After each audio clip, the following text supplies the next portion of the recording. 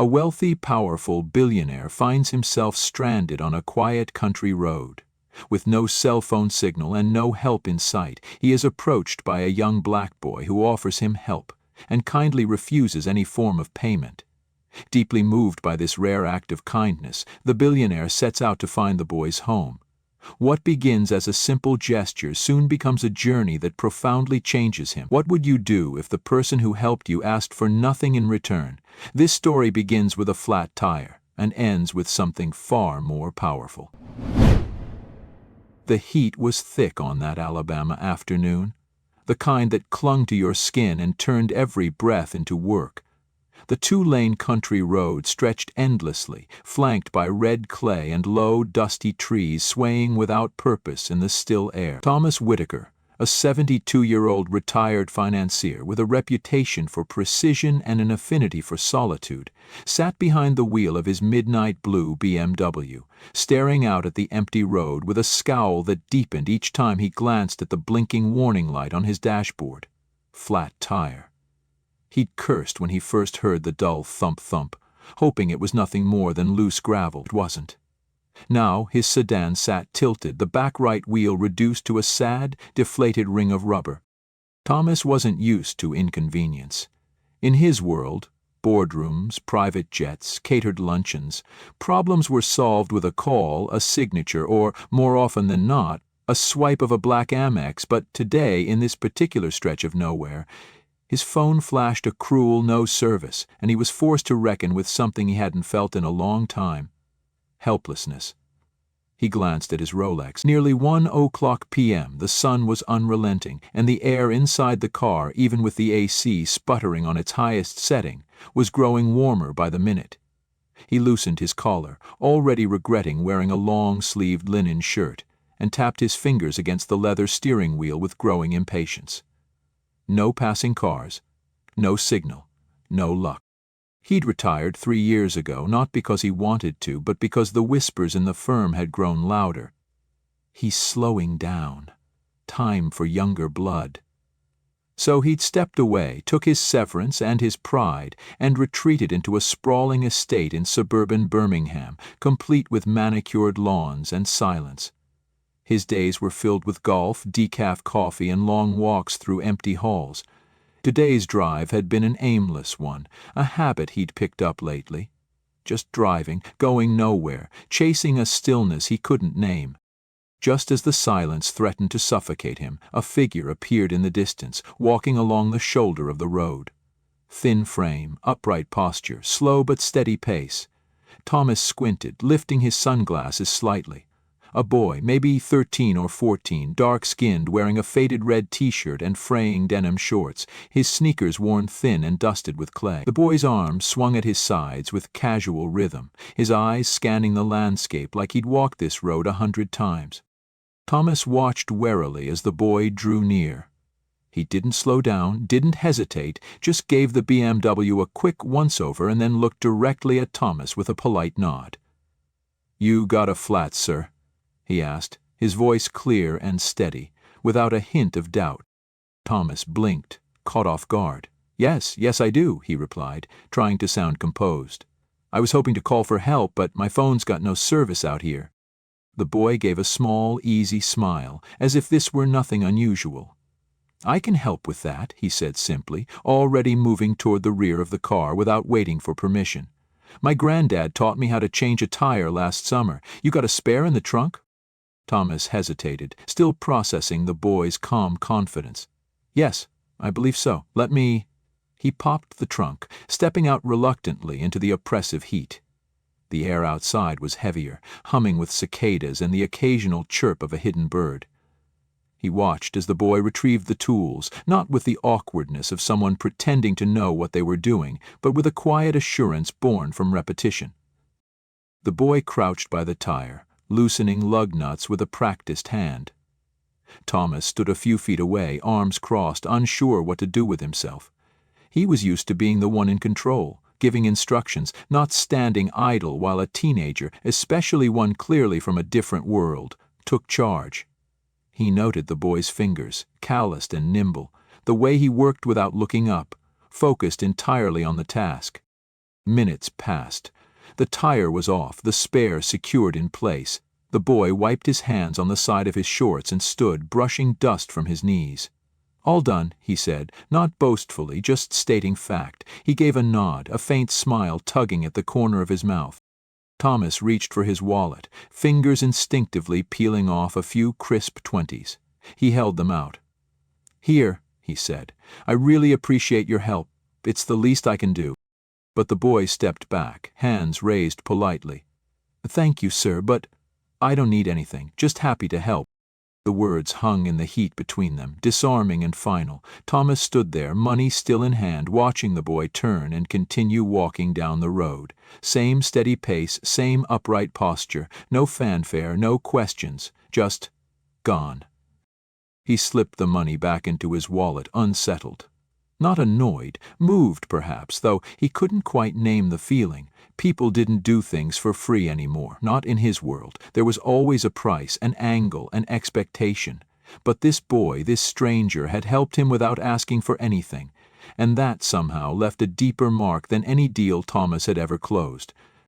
As he climbed back into the car and started the engine, Thomas found himself glancing repeatedly into the rearview mirror, watching the figure shrink smaller and smaller until it disappeared into the horizon. The road ahead was clear, but his thoughts stayed behind. Thomas drove on, the repaired wheel humming beneath him, smooth and steady, but his mind refused to follow the road. The boy's voice still echoed in his ears, clear, unshaken, humble in a way that didn't beg for praise. Just happy to help. That simple line had lodged itself somewhere between his ribs and refused to leave. He tried to brush it off, tell himself it was just a kind gesture, a small-town kid raised right, nothing more. But something deeper stirred, something that had been dormant for years, and the silence of the car only made it louder.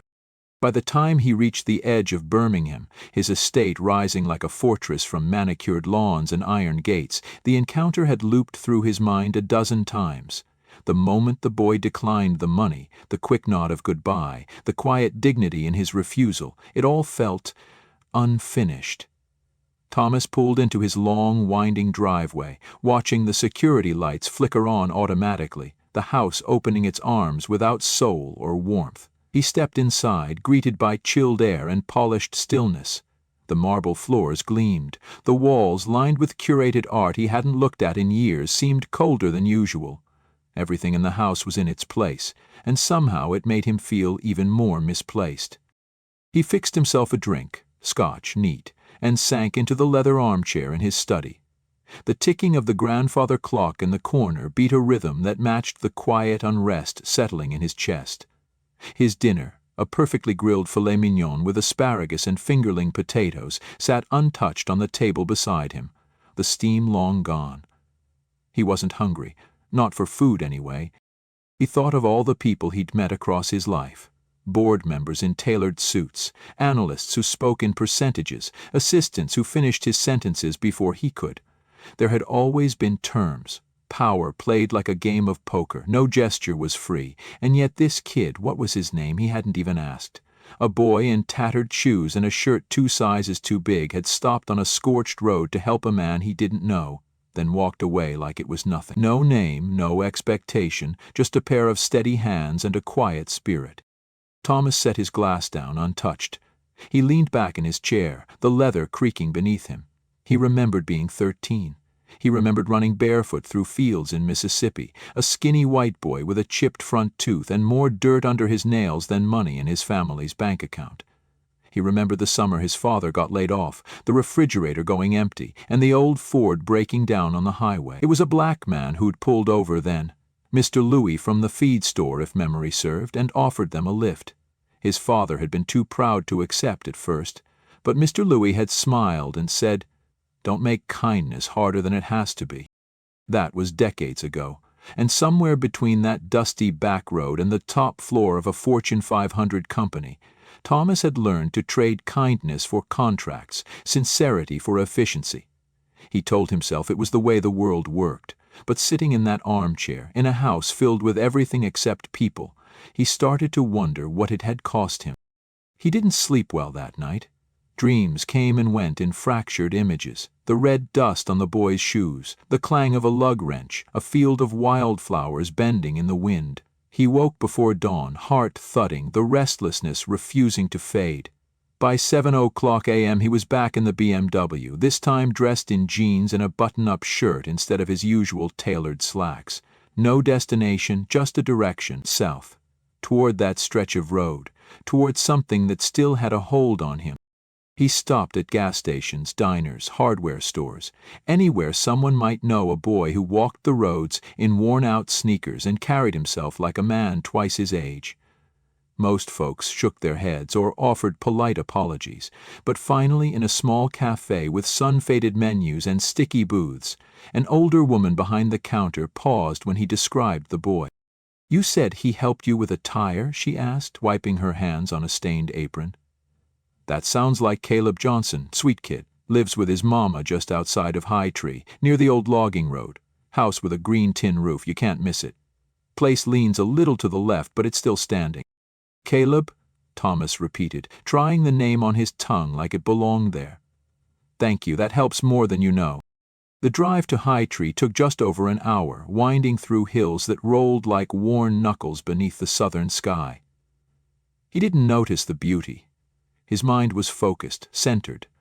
This wasn't about obligation anymore. It wasn't about guilt, or charity, or some feeble attempt at redemption. It was something harder to name. A need to understand.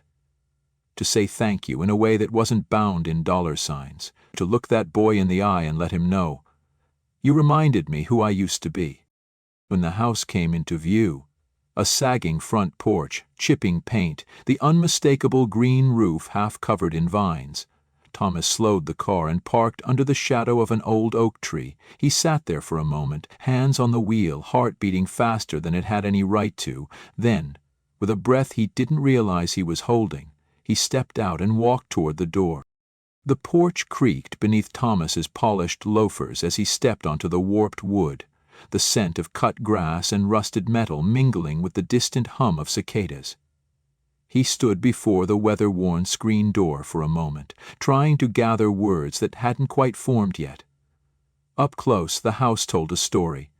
Faded paint, a missing shutter, a sag in the roofline like tired shoulders holding up the weight of time. But the place was clean. The lawn, though patchy, was trimmed.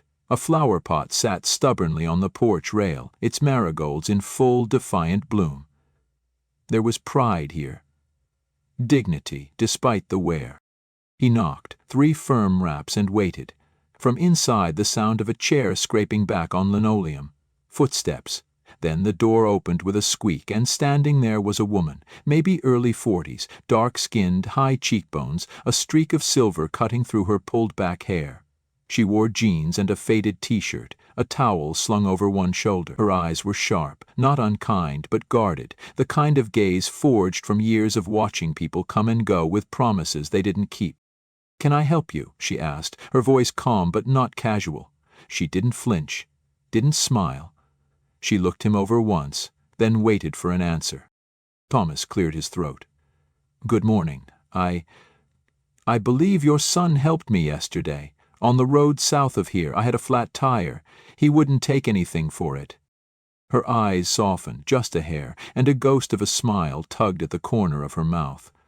"That sounds like Caleb," she said, folding her arms across her chest. "Always helping somebody, even when he's got no business doing it." She paused, her gaze lingering on him. "You came all the way back just to say thank you?"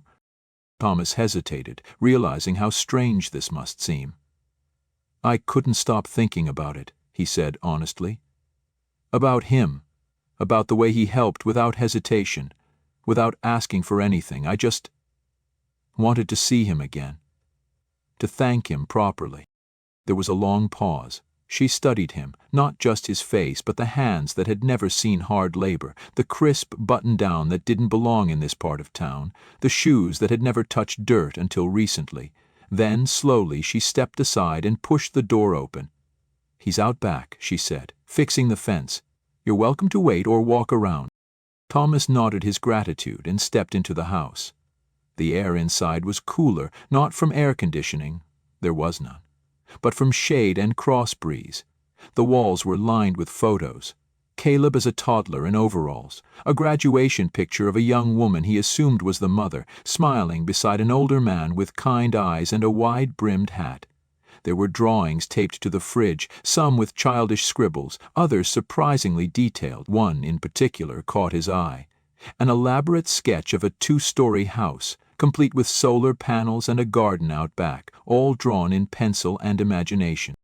He followed the sound of rhythmic hammering through the kitchen and out the back door. The backyard was modest, hemmed in by a crooked fence that looked half-repaired. Caleb stood near the edge, hammer in hand, a fresh plank balanced against the post. His movements were focused, steady. He didn't look up until Thomas's shadow stretched across the dirt. "Hey, mister," Caleb said, lowering the hammer and wiping his hands on his shorts. There was no surprise in his tone, only curiosity. "You came back." Thomas offered a smile, small and a little unsure. "I did," he said. "Hope I'm not interrupting." Caleb shook his head, stepping away from the fence. "Nah, just trying to keep the dogs from getting out again." He set the hammer down and leaned on the post, one foot crossed over the other, like he'd done this 1,000 times. "Everything okay with your car?" "Yes," Thomas said. "Thanks to you." He let the silence hang for a moment, then added, "I couldn't stop thinking about what you said, about helping just because someone needed it. That's rare, you know." Caleb shrugged, as if the thought had never seemed extraordinary to him. "I don't see it like that. If someone needs help and you can help, why wouldn't you?" He said it with the ease of someone who didn't carry the cynicism of the world yet, and maybe never would. Thomas nodded slowly, feeling out of place again, not because of the neighborhood or the house, but because of the clarity in the boy's logic. There was no angle, no calculation, just conviction. He looked past Caleb to the backyard. Patchy grass, a swing set, rusted and leaning, tools scattered on an old wooden table. It was all humble, and yet there was something deeply intact about it all, a sense of groundedness he hadn't felt in years. "You've got a good head on your shoulders," Thomas said, meaning it. "Your mother must be proud." Caleb smiled, glanced back toward the house. "She works hard. I just try to help where I can." Thomas didn't speak for a moment.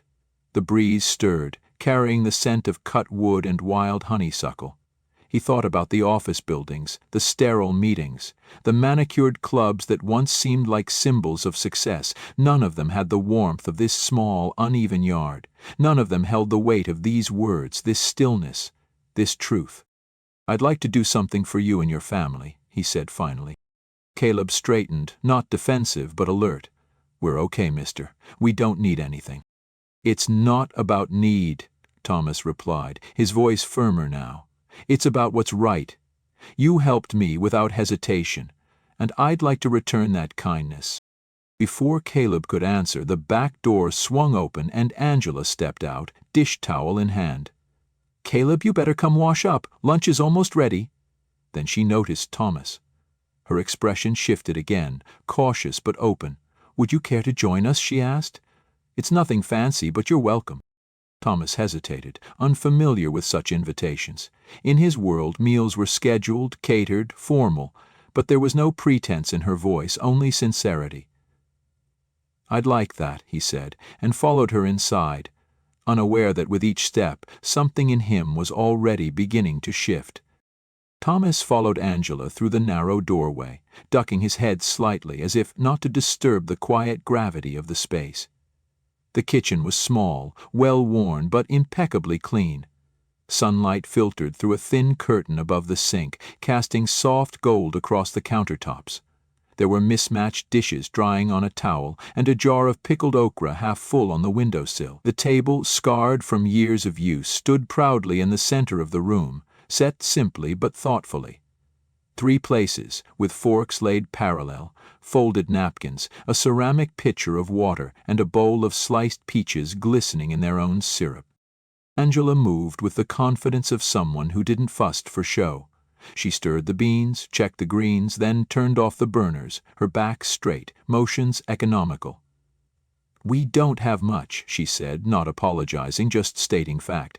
"But what we make right." Thomas nodded, unsure what to say. He felt overdressed and overpolished, like a man who'd shown up to a picnic in a tuxedo. He watched as Caleb washed his hands at the sink, humming under his breath, then slid into the chair closest to the window without waiting to be asked. Angela gestured for Thomas to sit, then joined them. "Let's eat," she said, bowing her head briefly before lifting her fork. Caleb dug in with the appetite of a boy who'd spent the morning working under the sun. As they ate, conversation unfolded in the natural rhythm of people who had nothing to prove. Angela spoke about the community, neighbors who traded tools and recipes, a local church that organized food drives, a library with more broken shelves than books but still open every Saturday. She talked about working nights at the diner, how she made sure to be home in the morning before Caleb left for school. Her voice held no bitterness, only quiet strength. She had the tone of someone who'd been through storms and learned how to keep walking anyway. Thomas listened more than he spoke, absorbing details, feeling a kind of warmth he hadn't expected. He asked Caleb about school, and the boy lit up. "I like math," he said between bites, "and building stuff. I drew a house once, with solar panels and a rainwater system. My teacher said it looked like something a real architect would do." Angela smiled. "He's always drawing. If you gave him a napkin and a pen, he'd sketch a bridge before dessert." Caleb grinned, a bit embarrassed but clearly proud. "I want to design houses someday, ones people can actually live in, not like the ones that fall apart 2 years after they're built. Real homes, you know?" Thomas nodded slowly. He did know, or at least he used to. Somewhere along the climb to the top, that kind of vision had been filed away behind profit margins and quarterly earnings. But hearing it now, from this boy whose shoes were 2 sizes too small, it hit with the weight of something holy. The meal wound down. Dishes were cleared, water refilled.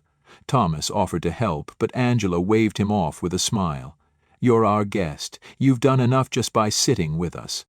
He stayed a little longer, sipping cold, sweet tea from a chipped mason jar, watching sunlight shift on the linoleum floor. Caleb excused himself after a while, disappearing to the back room with a stack of books under his arm.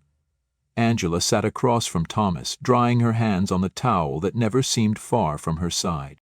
"You didn't have to come back," she said after a moment. "Most people wouldn't."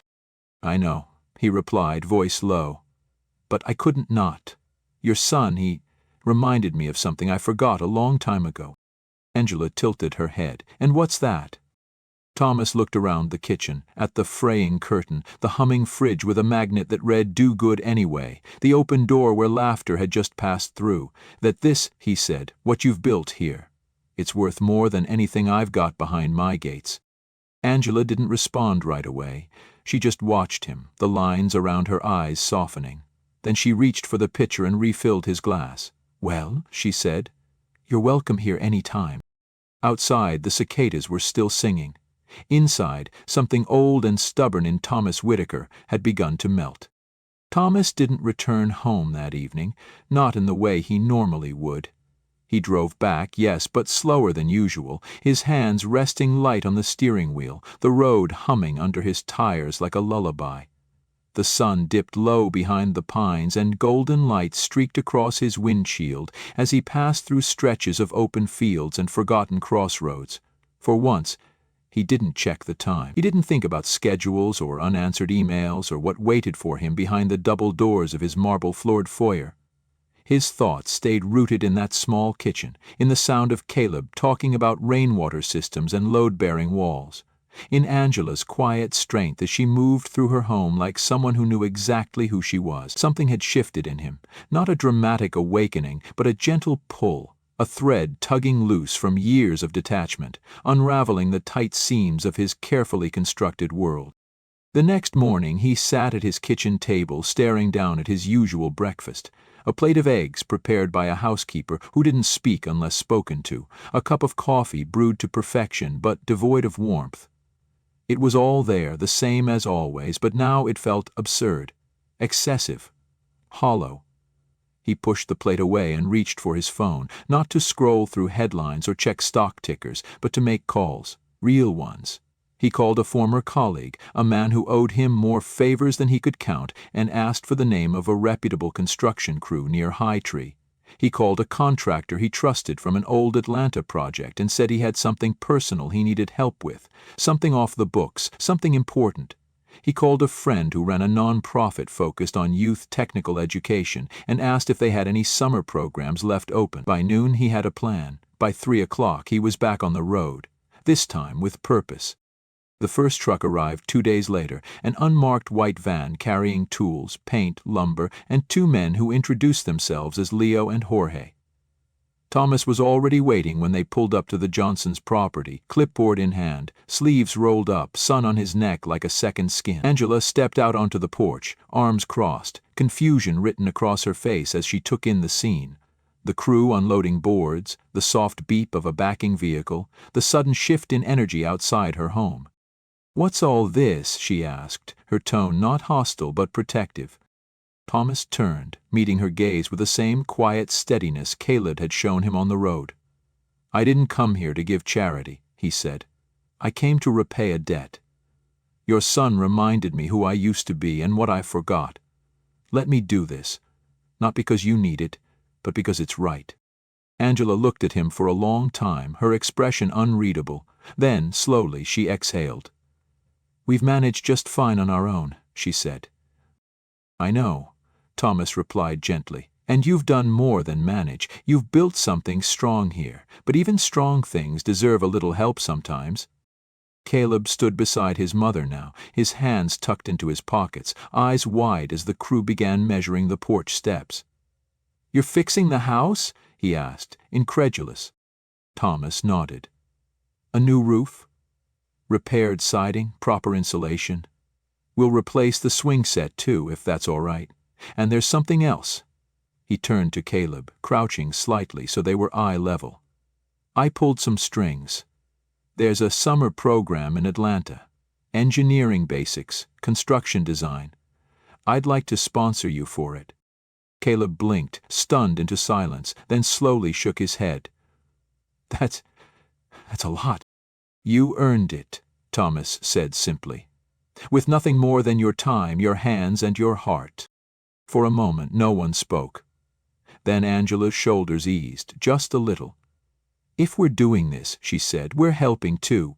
I won't have my son standing by like this is a handout." Thomas smiled. "Fair enough, but you may have to fight him for the hammer." And she did.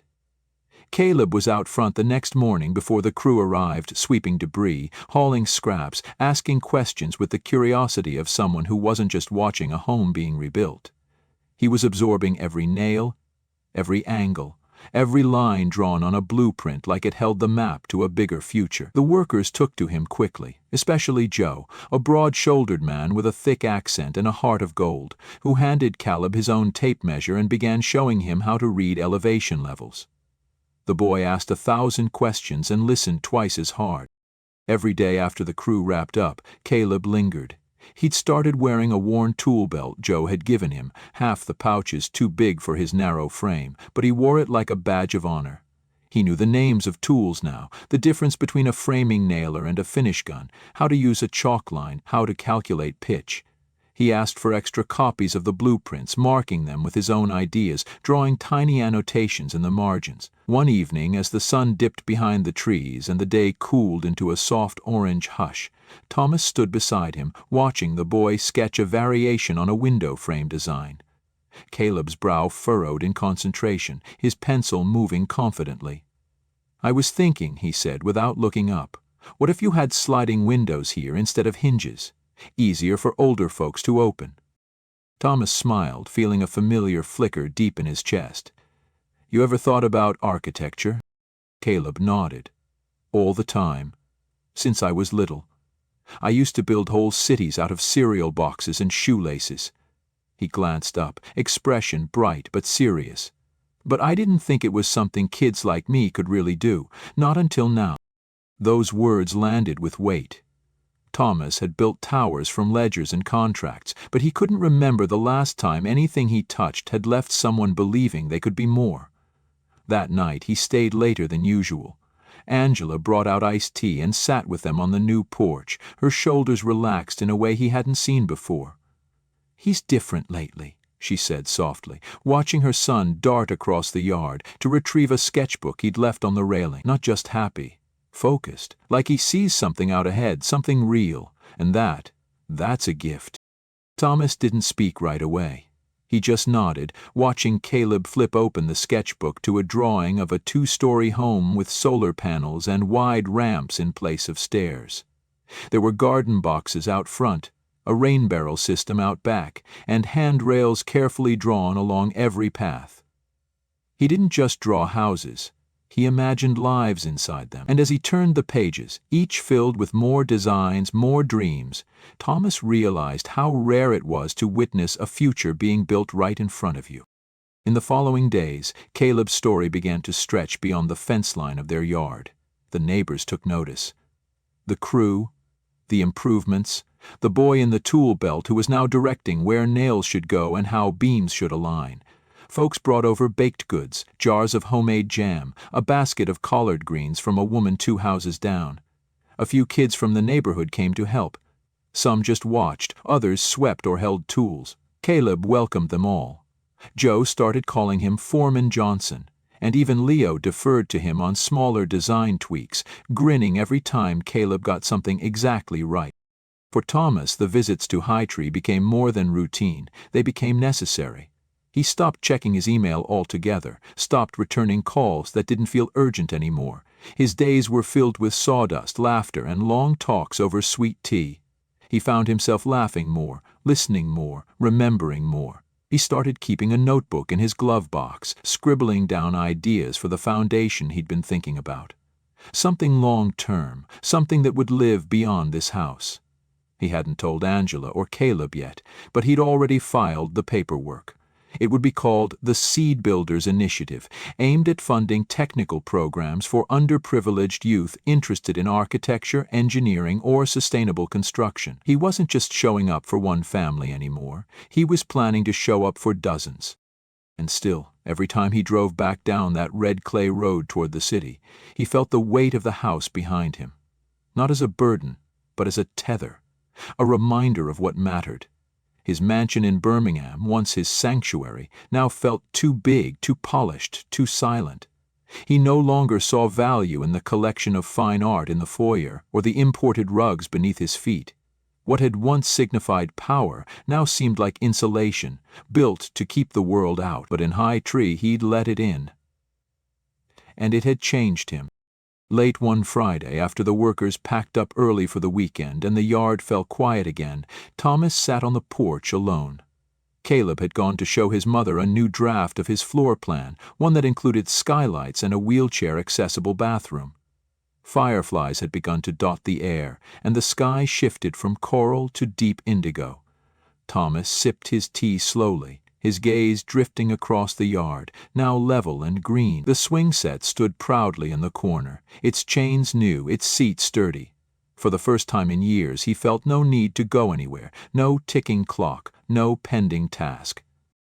And as the screen door creaked open and Caleb stepped back onto the porch, holding that same sketchbook close to his chest, Thomas felt something rare and clear settle inside him: contentment. Not the fleeting kind that came from success, but the rooted kind, born of purpose, humility, and quiet joy. Caleb sat beside him, flipping to a clean page, pencil in hand. "I've been thinking," he said, drawing the first line with a steady hand. "One day, I'm going to design houses like this one, but better, more of them, for folks who never thought they could have something like this." Thomas looked at him, his voice low. "You will, I have no doubt." And as the boy kept drawing, the lines beginning to shape yet another dream, Thomas didn't look away. He just watched, steady and quiet, like a man witnessing the future build itself, one pencil stroke at a time. Join us to share meaningful stories by hitting the like and subscribe buttons.